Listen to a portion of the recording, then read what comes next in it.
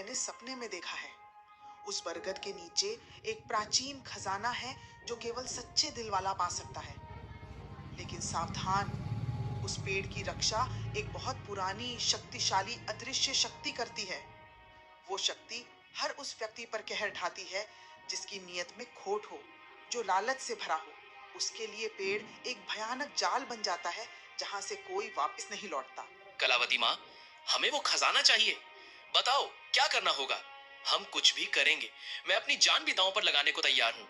मुझे वो नक्शा मिला है, क्या वो सच है? कलावती ने एक पुरानी जीर्ण शीर्ण किताब निकाली जिसके पन्ने पीले पड़ चुके थे और उन पर अजीब सी भाषा में कुछ लिखा था जिसे कोई नहीं पढ़ सकता था। इस किताब में लिखा है कि खजाने को पाने के लिए 3 चीजें चाहिए: साहस, विश्वास और बलिदान।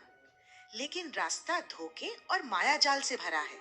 हर कदम पर परीक्षा होगी, हर मोड़ पर जाल बिछे होंगे जो तुम्हारी आत्मा को परखेंगे। उसने एक पन्ना दिखाया जिस पर एक जटिल प्रतीक बना हुआ था जो शेखर के नक्शे पर बने प्रतीक जैसा ही था। ये प्रतीक हमें सही रास्ता दिखाएगा, लेकिन इसे समझना आसान नहीं। ये सिर्फ उन्हीं के लिए है जो इसे समझने के योग्य हैं। जो इस प्रतीक को समझेगा वही पहला कदम उठा पाएगा। उसने फिर वो पन्ना छिपा लिया। रामू को कलावती की बातों पर पूरी तरह यकीन नहीं हुआ। उसे लगा कि कलावती कोई खेल खेल रही है या उसे भ्रमित कर रही है। उसने पूछा, कलावती माँ, तुम्हें ये सब कैसे पता? क्या तुम हमें बेवकूफ बना रही हो या तुम हमें अपने किसी जाल में फंसाना चाहती हो? ये सिर्फ कहानियां हैं या कुछ और? रामू, सच्चाई को जानने के लिए साहस चाहिए और मुझ पर विश्वास करने के लिए भी। अगर तुम तैयार हो और तुम्हारी नीयत साफ है तो आज रात हम पेड़ के पास जाएंगे। वहां तुम्हें पहला संकेत मिलेगा, एक ऐसा संकेत जो तुम्हें बताएगा कि तुम सही रास्ते पर हो या नहीं। और तुम्हारे सामने पहली पहेली आएगी। कलावती ने फिर से उस पन्ने पर हाथ रखा जिस पर प्रतीक बना था और एक पल के लिए उसकी आंखों में एक अजीब सी चमक आई, जैसे वो कोई गहरा रहस्य छिपा रही हो या वो खुद उस रहस्य का हिस्सा हो। रामू को लगा कि उसने कुछ और भी छिपाया है, कुछ ऐसा जो इस कहानी को पूरी तरह बदल सकता है। क्या कलावती शेखर के नक्शे के बारे में जानती थी? कलावती की बातों में कितनी सच्चाई थी?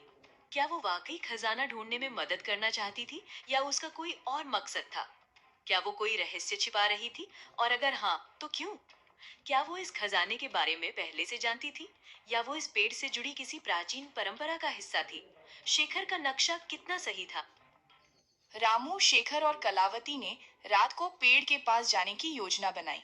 सूरज को इसकी भनक लग गई क्योंकि उसके जासूस पूरे गांव में फैले हुए थे जो उसे हर छोटी बड़ी खबर देते थे। वह चुपके से उनके पीछे चल दिया। उसकी नीयत खजाने पर थी और वह किसी भी कीमत पर उसे हासिल करना चाहता था, भले ही उसे किसी की जान लेनी पड़े। रात के अंधेरे में बरगद का पेड़ पहले से कहीं ज्यादा डरावना लग रहा था।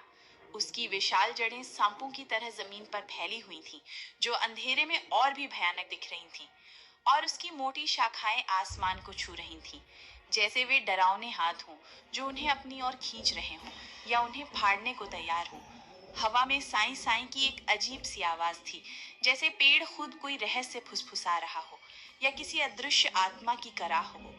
और पेड़ की शाखाएं मानो जीवित होकर हिल रही थी, जैसे वे उन्हें अंदर आने से रोकना चाहती हों या उन्हें चेतावनी दे रही हों। रामू का दिल जोर जोर से धड़क रहा था। उसे अपनी माँ की सुनाई डरावनी कहानियां याद आ रही थीं, जिनमें पेड़ आत्माओं का घर था और उसकी जड़ें नरक का रास्ता। शेखर, ये जगह ठीक नहीं लग रही। मुझे कुछ अजीब सा महसूस हो रहा है। हमें वापस चलना चाहिए। ये सब मजाक नहीं है। यहाँ कुछ अदृश्य शक्ति है जो हमें अंदर नहीं जाने देगी। अरे अब पीछे नहीं हटना, खजाना हमारे सामने है। सोचा था कि तू बहादुर है रामू,